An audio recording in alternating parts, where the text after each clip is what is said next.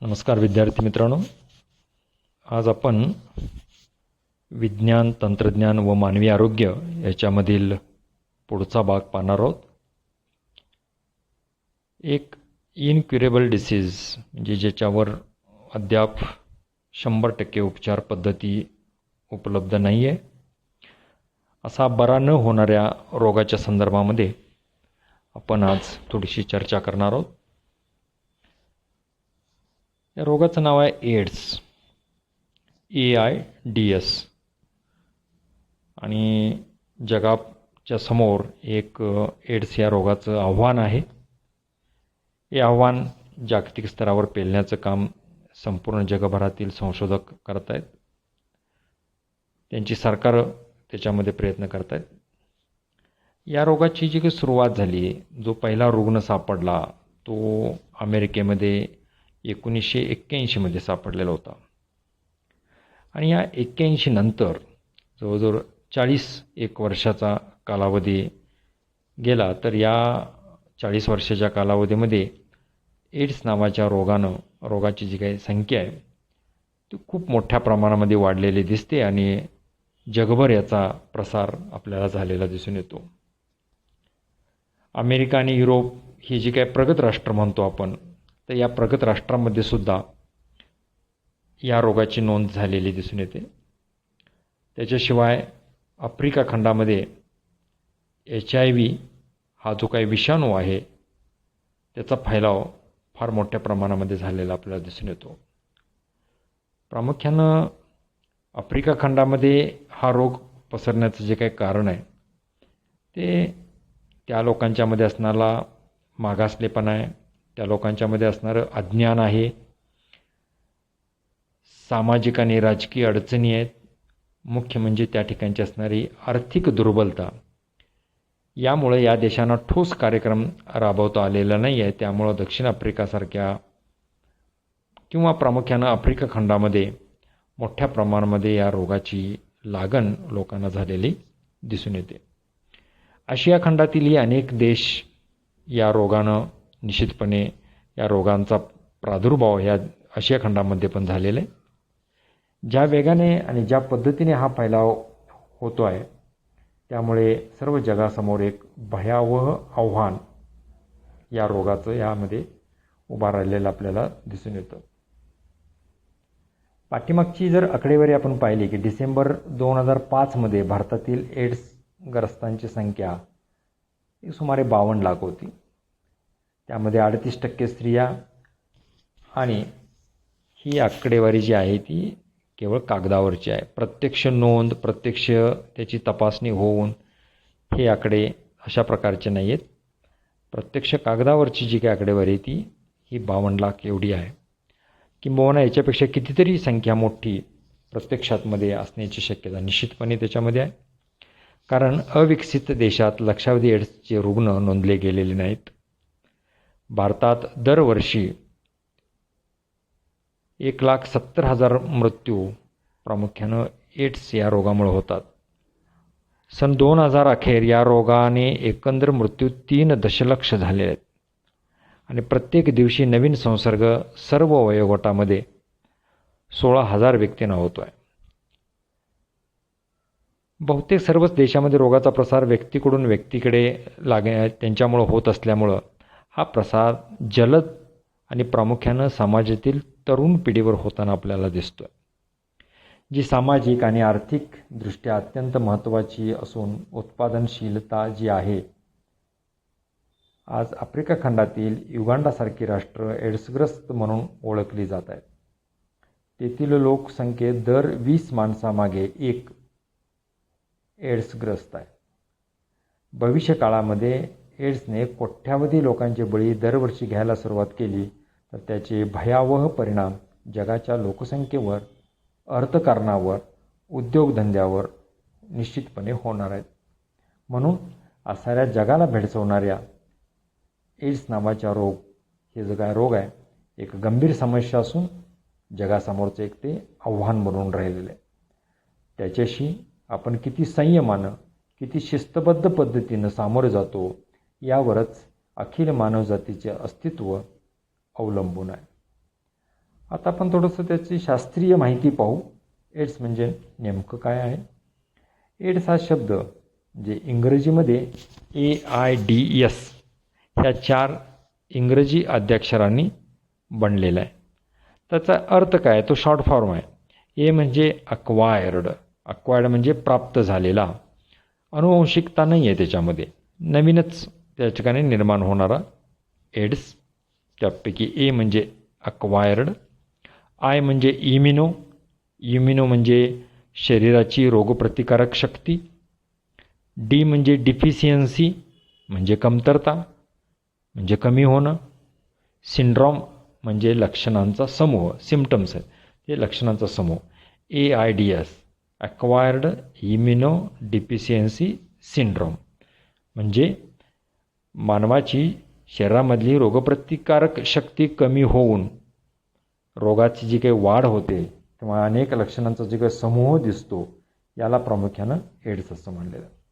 तर एड्स हा विषाणूमुळे होणारा एक भयंकर रोग असून हा शरीरातील प्रतिकारशक्तीवर हल्ला करून ती सावकाशपणे नष्ट करतो आणि त्यामुळे निरोगी व्यक्तीमध्ये न आढळणारे अनेक प्रकारचे जंतू संसर्ग व कर्करोग या ठिकाणी प्रामुख्यानं होताना आपल्याला दिसून येतं. आता एड्स हा जो रोग आहे हा कोणत्या विषाणूमुळे होतो, तर त्या विषाणूचं नाव आहे HIV.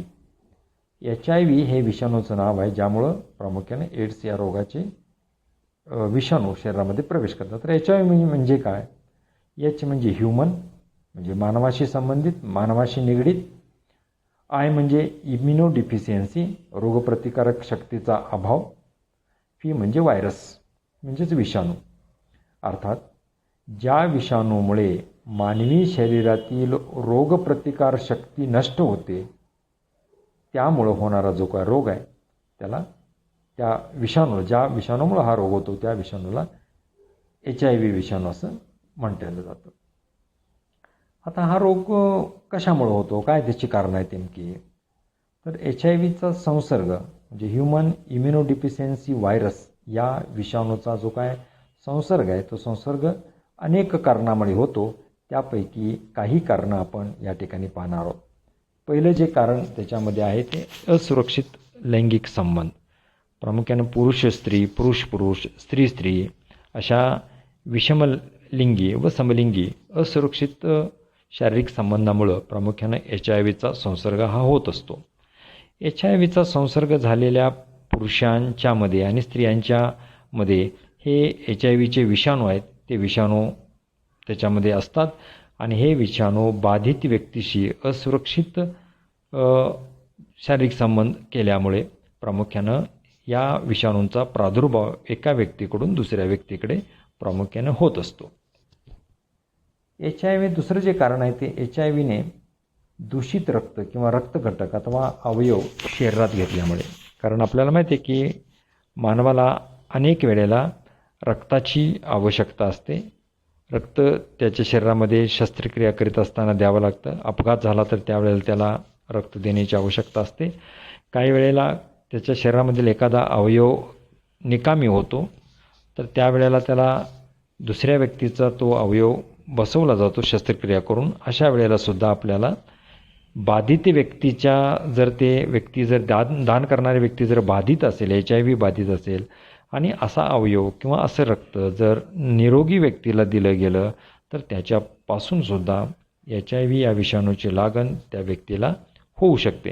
म्हणजे HIV बाधित व्यक्तीचे रक्त किंवा रक्तघटक अथवा अवयव एखाद्या व्यक्तीस दिले गेल्यास विषाणूंचा शरीरात थेट प्रवेश होऊन त्या व्यक्तीस HIVची लागण होऊ शकते.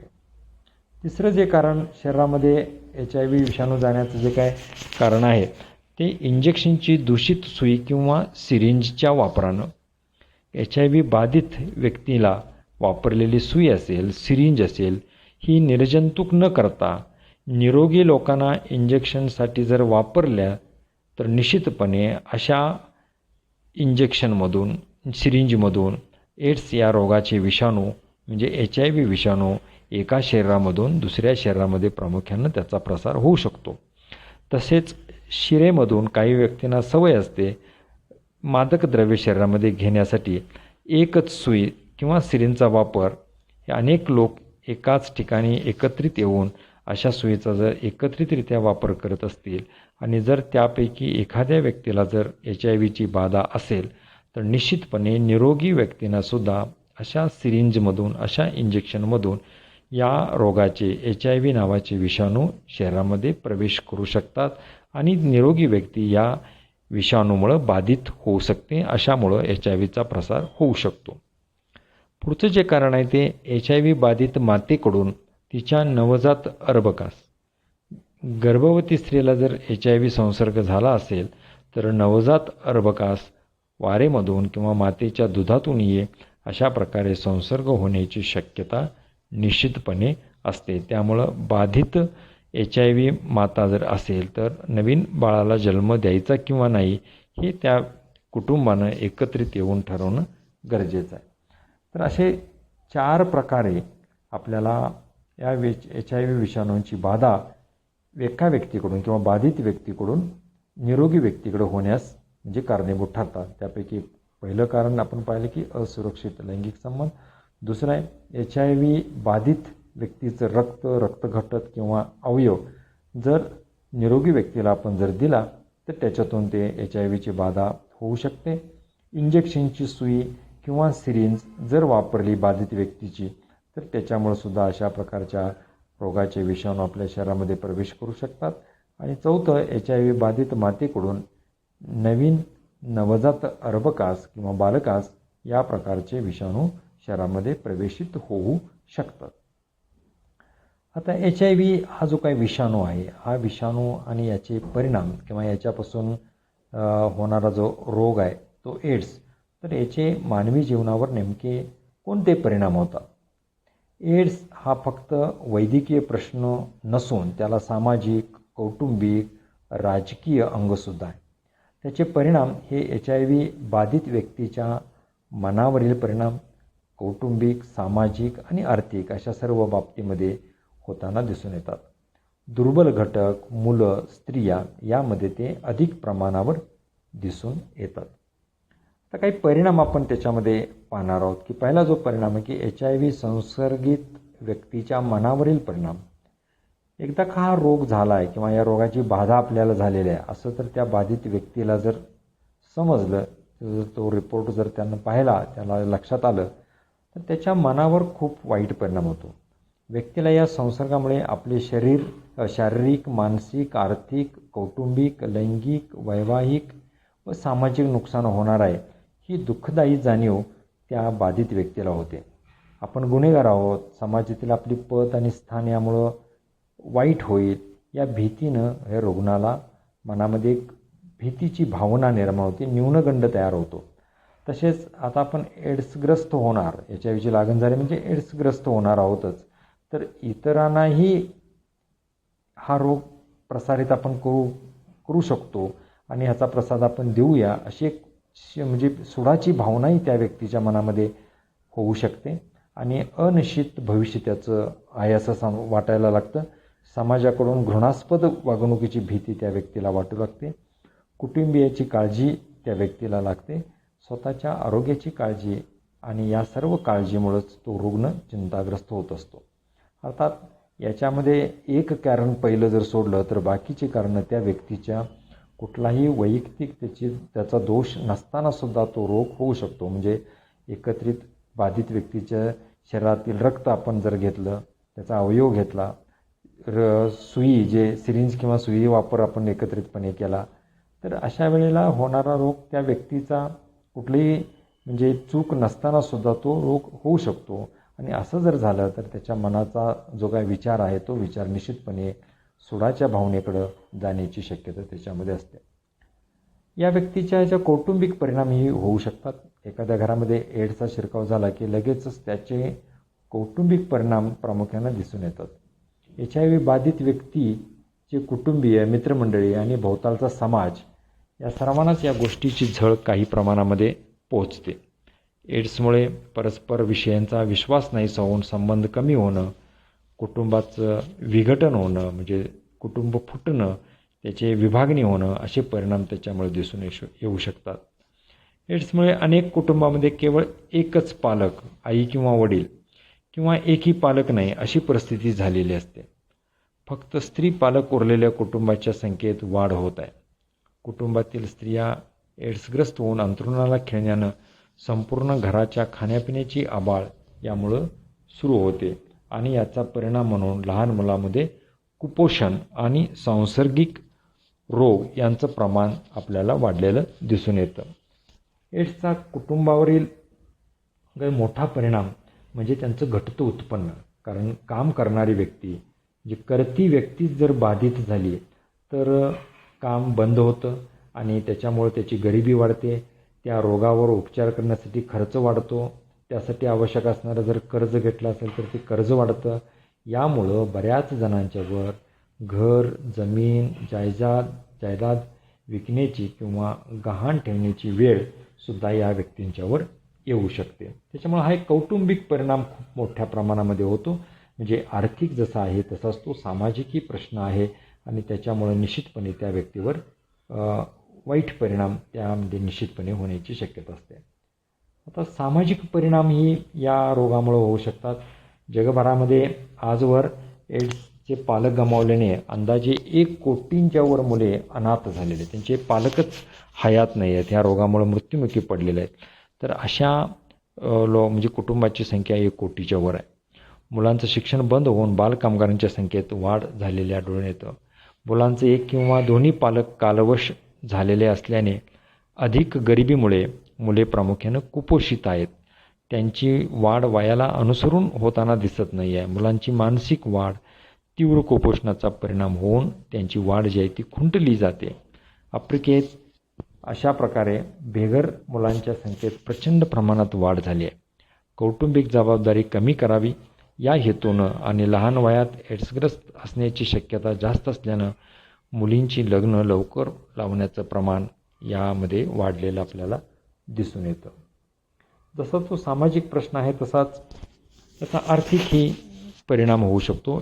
एड्सचा प्रभाव मुख्यतः कमावणाऱ्या वयोगटातील व्यक्तीमध्ये असल्यामुळे या रोगाचे प्रमाण अधिक असलेल्या देशात उद्योगधंदे आणि आर्थिक व्यवस्था कोलमडताना दिसत आहेत. सरकारचा एड्स रुग्णाच्या उपचारावर होणारा खर्च दिवसेदिवस वाढत आहे. परिणामी आरोग्यसेवेचं बजेट वाढताना दिसत आहे. थोडक्यात एड्स हा गंभीर प्रश्न असून देशातील उद्योग, शेती, शिक्षण या सर्वावर मोठा परिणाम होऊन देशाच्या प्रगतीचा वेग या रोगामुळं निश्चितपणे खुंटतो, कमी होतो. हा वेग वाढवणं आपल्याला गरजेचं आहे. त्यासाठी या रोगावर वेळीच उपचार करणं आणि रोगावर नियंत्रण ठेवणं हे काम सरकारचं तसंच त्या प्रत्येक देशातल्या प्रत्येक व्यक्तीचं या ठिकाणी निश्चितपणे आहे. आता याच्यावर काय उपचार आहेत का? तर भारतामध्ये HIV किंवा या विषाणूमुळं बाधित होणाऱ्या व्यक्तींना एड्स नावाचा रोग होतो. तर त्याच्या प्रादुर्भावाच्या कल आणि स्थितीवर लक्ष ठेवण्याचं काम राष्ट्रीय एड्स नियंत्रण संस्था नॅशनल एड्स कंट्रोल ऑर्गनायझेशन मार्फत केलं जातं. तसंच एड्सच्या संशोधनासाठी नॅशनल एड्स रिसर्च इन्स्टिट्यूट म्हणजे NARI NARI National AIDS Research Institute ही संस्था पुणे या ठिकाणी कार्यरत आहे. HIVचे अस्तित्व शोधण्यासाठी अनेक प्रकारच्या चाचण्या कराव्या लागतात. त्यापैकी काही चाचण्यांचा उल्लेख आपण या ठिकाणी पाहणार आहोत. याच्यामध्ये पहिली जी चाचणी आहे ती ELISA चाचणी ELISA ELISA चाचणी. दुसरी आहे ती वेस्टर्न ब्लॉट चाचणी. तिसरी आहे ती HIV डीप स्टिक चाचणी. या तिन्ही प्रकारच्या चाचण्या अप्रत्यक्ष तिन्ही अप्रत्यक्ष चाचण्या आहेत, कारण त्यांच्याद्वारे HIV विरुद्ध शरीराचा रोगप्रतिकारक व्यवस्थेचे निर्माण केलेल्या अँटीबॉडीचे अस्तित्व शोधले जाते. त्यांच्याद्वारे HIVचे अस्तित्व शोधले जात नाही आहे. आता पहिली जी चौथी जी टेस्ट आहे ती EIA टेस्ट. जी पहिल्या ह्या 3 आहेत त्या अप्रत्यक्ष चाचण्या त्याच्यामध्ये आहे. आता EIA चाचणी जी आहे तर कोणत्याही चाचणीचा निष्कर्ष जर पॉझिटिव्ह आला तर HIV त्याच्यामध्ये आहे की नाही हे शोधण्यासाठी प्रामुख्याने ही चौथी चाचणी केली जाते. या चाचणीला प्रत्यक्ष चाचणी म्हणजे संबोधलं जातं. एड्सच्या विरुद्ध केमोथेरपीचाही वापर केला जातो. HIV एड्स संपूर्णपणे बरा करण्यासाठी अजून एकही लस किंवा औषध 100% बरं करणारं औषध उपलब्ध नाही आहे, प्राप्त नाही आहे, त्याच्यावर शोध लागलेला नाही आहे. तरीसुद्धा एड्स नियंत्रणाखाली ठेवणारी काही औषधं सध्या उपलब्ध आहेत. HIV एड्सवर खालील 3 पातळ्यावर प्रामुख्यानं उपचार केले जातात. पहिली जे उपचार पद्धती विषाणूंची वाढ रोखणारी, नियंत्रित करणारी औषधे उपचार. म्हणजे HIV लागण जर झाली असेल, बाधित झाली असेल व्यक्ती, तर जेणेकरून या विषाणूंची वाढ होणार नाही हे पहिल्यांदा पाहिलं जातं. तर या HIVची शरीरात वाढ न होऊ देता त्यावर नियंत्रण ठेवणाऱ्या औषधांना अँटी रिट्रोव्हायरल ड्रग्ज असं म्हणतात. अनेक औषधं आहेत, त्याच्यामध्ये झिडोहुडिन, रिटोनाविरल, इंडोनावीर ही औषधं एकत्रितपणे व कायमची घेणं आवश्यक असतं. सध्या ही औषधे बाजारात उपलब्ध असून त्यांच्या किमती देखील पुष्कळ प्रमाणामध्ये कमी होताना दिसत आहेत. शरीरात होणारे विषाणूंची वाढ मर्यादित ठेवण्याकरता हर्ट किंवा हायली ॲक्टिव्ह अँटी रिट्रोव्हायरल थेरपी नावाची औषधोपचार पद्धती याच्यामध्ये उपलब्ध आहे. दुसरी जी उपाययोजना ती HIVमुळे होणाऱ्या किंवा उद्भवणाऱ्या संधिसाधू आजारावरील औषधे उपचार. कारण एकदा का तुम्हाला HIVची बाधा झाली की तर इतर अनेक रोग शरीरामध्ये प्रवेश करतात. त्याच्यामध्ये क्षयरोग आहे म्हणजे ट्युबरक्युलोसिस, TB किंवा नागीन, काही प्रकारचे निमोनिया, बुरशीजन्य आजार इत्यादी हे नवीन रोग या HIV लागणमुळं, कारण शरीरामध्ये प्रतिकारशक्ती कमी होते आणि हे प्रतिकारशक्ती कमी झाल्यामुळं इतर जे संधिसाधू रोग आहेत या रोगांचं प्रादुर्भाव किंवा शरीरामध्ये प्रवेश होतो आणि त्यासाठी मग आपल्याला अनेक तपासणी आणि औषधं घ्यावी लागतात. ती जर घेतली तर आपण याच्यावर HIV रोगावर निश्चितपणे आपण त्याच्यावर उपचार करू शकतो आणि त्या रोगापासून आपल्याला थोडाफार रिलीफ किंवा तात्पुरता का होईना त्या ठिकाणी आपल्याला म्हणजे सुटका मिळू शकते. HIVमुळे या संधिसाधू आजार होऊ नयेत म्हणून त्यासाठी लागणारे काही औषधं बाजारामध्ये आहेत. तर त्यात उल्लेख केलेले संधिसाधू आजार होऊ नयेत म्हणून देण्यात येणारी अनेक प्रकारची औषधं आपल्याला वापरता येतात. ती नियमित घेतल्यास इतर जे रोग आहेत म्हणजे निमोनिया असेल, बुरशीजन्य आजार असेल, नागीन असेल, ट्युबरक्युलोसिस म्हणजे TB असेल तर याच्या येणं शक्य होतं. आता HIV एड्स प्रतिबंधक उपाय काय? तर हा रोग कशामुळे होतो ही कारणं जर आपल्याला जर माहीत असतील तर त्या रोगापासून आपल्याला जर त्याच्याकडं तो रोग होऊच नये असं जर आपल्याला वाटत असेल तर प्रतिबंधात्मक उपाययोजना करणं हे सगळ्यात महत्त्वाचं आहे. जगामध्ये सर्वत्र एड्सचा प्रसार वाढतो आहे. या रोगावर कुठेही रामबाण उपाय अथवा लस नाही. म्हणून या विषाणूचा संसर्ग टाळून हा रोग होऊच नये म्हणून प्रतिबंधक उपाययोजना करणं हे निश्चितपणे आवश्यक आहे. आता आपल्याला पहिलं कारण आपण पाहिलेलं होतं की या रोग होण्याचं की लैंगिक संबंधातून प्रसार होतो. तर ते जर टाळायचं असेल आपल्याला तर त्याच्यासाठी आपल्याला प्रतिबंधात्मक उपाययोजना त्या ठिकाणी केली गेली पाहिजे. विवाहपूर्व हे संबंध टाळले पाहिजेत. एक पत्नी व्रत पाळलं गेलं पाहिजे. अनैसर्गिक संबंध टाळले गेले पाहिजेत. आणि हे जर सगळं आपण केलं तर निश्चितपणे आपल्याला या पद्धतीमुळे होणारा जो काय प्रादुर्भाव आहे तो आपण या ठिकाणी टाळू शकतो. रक्तघटकाद्वारे होणारा प्रसार टाळण्यासाठी रक्तदात्याच्या रक्ताची HIVसाठी तपासणी आवश्यक आहे. ज्या वेळेला रोग्याला आवश्यक असतं रक्त त्यावेळेला जी व्यक्ती आपल्याला रक्त देणार आहे, रक्तदाता आहे, तर त्या रक्तदात्याचं रक्त आपण तपासून घेतलं गेलं पाहिजे. त्याला HIV नाही ना याची खात्री केली गेली पाहिजे. अन्यथा अशा बाधित रक्ताचा जर पुरवठा शरीरामध्ये झाला तर निरोगी व्यक्तीला सुद्धा हा रोगाचा प्रादुर्भाव होऊ शकतो. म्हणून ती एक उपाययोजना आपण निश्चितपणे केली गेली पाहिजे. काही महिलांना प्रामुख्यानं अशा विविध प्रकारच्या म्हणजे त्या सवयी असतात म्हणा, गोंधून घेणं, कान टोचणं, ॲक्युपंक्चर इत्यादी वेळी निर्जंतुक सुया त्या ठिकाणी वापरल्या गेल्या पाहिजेत. जर त्या बाधित सुया असतील तर निश्चितपणे तुमच्या या सुयांच्या माध्यमातून HIV विषाणूची बाधा शरीरामध्ये प्रवेश होण्याची शक्यता असते. ते जर टाळायचं असेल शक्यतो हे गोंधळ, कान टोचणं, ॲक्युपंक्चर करू नये. जर केलं असेल तर त्याच्यासाठी वापरली जाणाऱ्या ज्या काय सुई आहेत त्या निर्जंतुक करून वापरणं गरजेचं आहे. इंजेक्शन घेतेवेळी सिरिंज व सुई व्यवस्थित निर्जंतुक करून केल्याची खात्री केली पाहिजे. शक्यतो प्रत्येक वेळी नवीन निर्जंतुक सुई वापरून ती फेकून द्यावी. म्हणजे डिस्पोजल सिरिंज आता उपलब्ध आहेत. सुई आणि डिस्पोजल वापरायची, एका व्यक्तीसाठी एकदाच वापरायची आणि ती डिस्ट्रॉय करायची किंवा नाहीशी करायची. असं जर केलं तर ह्याच्यामधून सुद्धा जर बाधित व्यक्तीची जर सुई वापरली असेल तर ती होईल आपल्याला, तर ते टाळता येईल याच्यामधून. डायलिसिसच्या रोगासाठी वापरण्यात येणारं मशीन व्यवस्थितपणे निर्जंतुक केलं गेलं पाहिजे. सर्व लहान थोरांना, आबालवृद्धांना तसेच शाळा कॉलेजच्या विद्यार्थ्यांना सुरक्षिततेच्या दृष्टीने एड्सची सविस्तर माहिती करून देणं आवश्यक आहे. नेमकं कशामुळे होतो, प्रतिबंधात्मक उपाय कुठले आहेत, ह्याच्यामुळे परिणाम काय होतात, ही सगळी जर माहिती जर दिली तर निश्चितपणे ज्या विषाणूपासून आपल्याला बाधा होते त्याच्यावर आपण म्हणजे निश्चितपणे नियंत्रण ठेवू शकतो. या ठिकाणी आपल्याला प्रचार किंवा प्रसार केला पाहिजे. प्रदर्शने, आकाशवाणी, दूरदर्शन, वृत्तपत्रे, नियतकालिके याद्वारे या रोगाबद्दल जनजागृती करणं गरजेचं आहे. बस, रेल्वे, हॉस्पिटल, हॉटेल्स, इतर सार्वजनिक ठिकाणी एड्सबद्दल पत्रके व स्टिकर्स लावावेत. जागतिक पातळीवर सर्व धर्म व सर्व भाषांच्या लोकांनी मिळून 1 डिसेंबर हा जागतिक एड्स प्रतिबंधक दिन पाळावा. या विषयावर नाटके, माहितीपट, चर्चासत्रे आयोजित करून लोकांमध्ये जनजागृती करावी.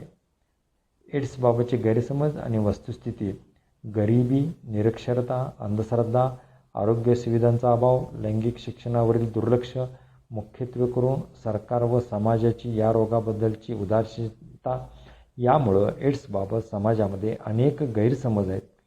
खालील कोष्टकामध्ये आपण एड्सबाबतचे गैरसमज आणि नेमकी परिस्थिती काय, वस्तुस्थिती काय आहे हे आपण त्याच्यामध्ये म्हणजे पाहू शकतो.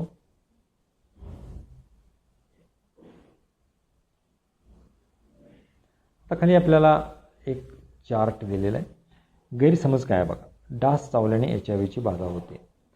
तर वस्तुस्थिती आहे की डासांच्या शरीरात हा विषाणू जिवंत राहू शकत नाही, त्यामुळे डास चावला तर हा रोग होतो, हा पूर्णतः गैरसमज आहे.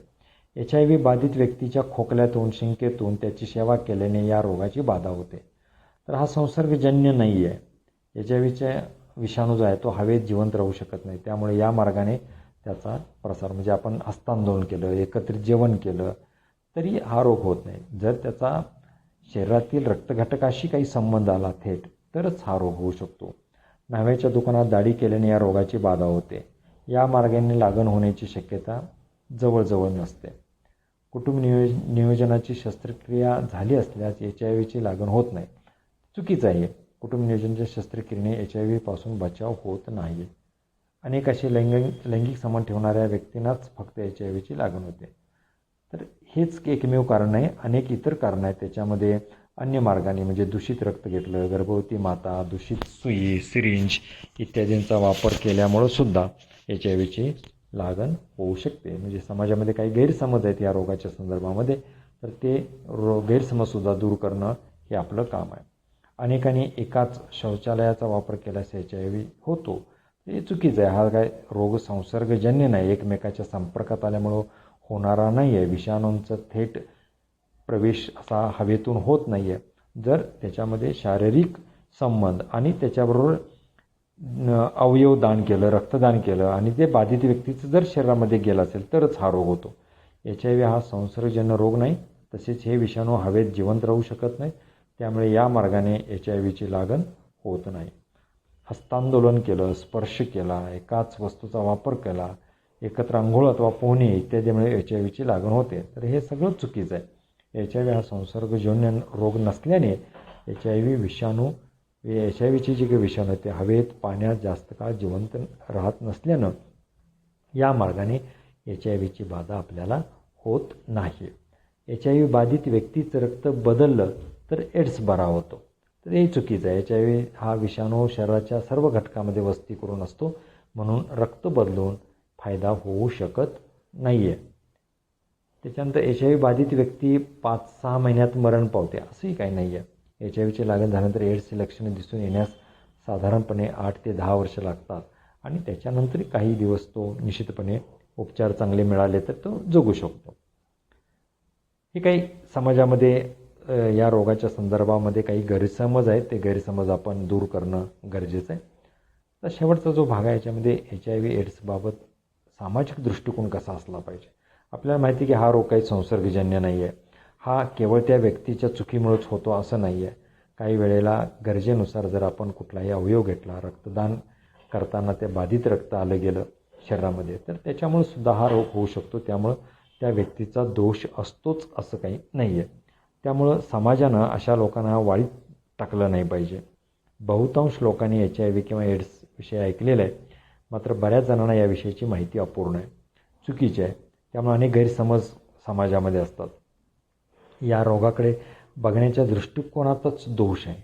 एड्सच्या रुग्णाला वाळीत टाकणं, स्त्रीला लागण झालेली नसतानाही तिला वाईट वागणूक देणं, एखाद्या कुटुंबात एड्सचा पेशंट असेल तर कुटुंबाशी संबंध तोडणं, एड्सग्रस्त व्यक्तीस प्रार्थविधीसाठी वेगळी जागा ठरवून दिलेली असते. अशा व्यक्तीचं निधन झाल्यानंतर त्याच्या अंत्यविधीसाठीही कोणी जात नाही. या आजारानं बाधित व्यक्तीकडे बघण्याचा समाजाचा दृष्टिकोन हा अत्यंत वाईट आहे. त्याचा समाजाकडून मानसिक आधार त्या व्यक्तीला मिळत नाही आहे. खरे तर रुग्णाचे नातलग, मित्र, समाज यांनी रुग्णास वाळीत न टाकता किंवा त्याला दोष न देता त्याला धीर द्यावा, जगण्याची उभारी त्याला द्यावी. कुटुंबाच्या वात्सल्याने आणि मित्रांच्या सहानुभूतीमुळं HIV पीडित व्यक्ती अनेक वर्ष सर्वाईव्ह होऊ शकतात, ते जगू शकतात. सध्या मानवी व्यवहारातून एड्सचा फैलाव होत नाही आहे. त्यामुळं एड्सला घाबरून कुठलेही एड्स पीडित व्यक्तीबरोबर व्यवहार तोडून टाकणे किंवा त्या व्यक्तीबद्दल पूर्वग्रह ठेवणे हे अतिशय अयोग्य आहे. एड्स पीडित व्यक्तीलाही समाजात मान सन्मानानं राहण्याचा निश्चितपणे हक्क आहे. माणुसकी, पूर्ण सहानुभूती एड्स पीडित व्यक्तीचा आत्मविश्वास निश्चितपणे वाढवू शकतं आणि तो त्यामुळं हा जास्त काळ जगू शकतो आणि या रोगाशी मुकाबला करू शकतो. आता काही प्रश्न या रोगाच्या संदर्भामध्ये आपण पाहूया. जागतिक एड्स प्रतिबंध दिन म्हणून कोणता दिवस पाळला जातो? तर आपण वर पाहिलेला आहे की तो 1 डिसेंबर, प्रत्येक वर्षीचा 1 डिसेंबर हा दिवस जागतिक एड्स प्रतिबंध दिन म्हणून पाळला जातो. या दिवशी समाजामध्ये या रोगाची कारणं, प्रतिबंधात्मक उपाय, त्याचा समाजाशी काय परिणाम होतो हे सगळं लोकांना समजून सांगण्याचा प्रयत्न त्या दिवशी केला जातो. खालीलपैकी कोणता विषाणू आहे? तर HIV ह्युमन इम्युनोडिफिशियन्सी व्हायरस हा विषाणू आहे. जगातला पहिला एड्सचा रुग्ण कोठे किंवा कोणत्या देशात सापडला? तर तो अमेरिकेमध्ये 1981ला सापडलेला होता. एड्स हा कशामुळे होणारा भयंकर रोग आहे? तर तो विषाणूमुळे होणार आहे. आपल्यामध्ये कोणताही रोग हा जीवाणू किंवा विषाणूमुळे होतो, तर हा जो रोग आहे तो विषाणूमुळे होतो. भारतात एड्सची लागण झालेल्या किती व्यक्ती आहेत? हा नेमका आकडा याच्यामध्ये आपल्याला सांगता येत नाही आहे. तर हा भाग एड्स या रोगाच्या संदर्भामध्ये आहे.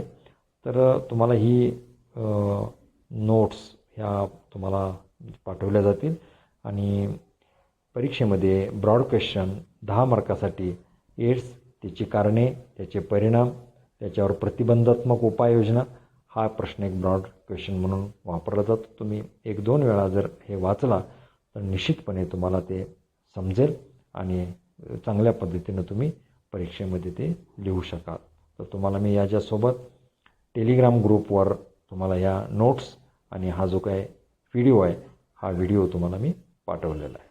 धन्यवाद. आज आपण इथंच थांबूया.